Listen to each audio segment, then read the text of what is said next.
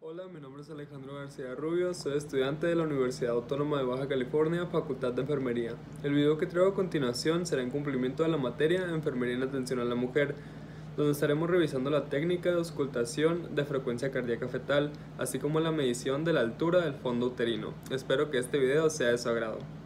A continuación procederemos con la técnica para revisar la frecuencia cardíaca fetal y la medición del fondo uterino. Primero tenemos que comenzar con las maniobras de Leopold para buscar el fondo uterino. Comienzo con la primera maniobra y lo identifico.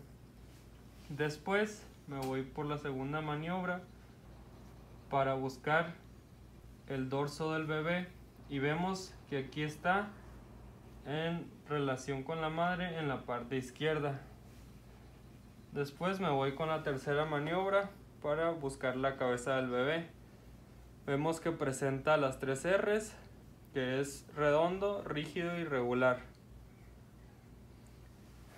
Con esto podemos dar por hecho que el embarazo tiene una estática fetal en posición izquierda, cefálico y longitudinal. Al tener aquí el dorso del bebé, aquí podemos localizar su hombro y aquí es donde colocaremos nuestro Doppler para aquí calcular la frecuencia cardíaca del bebé.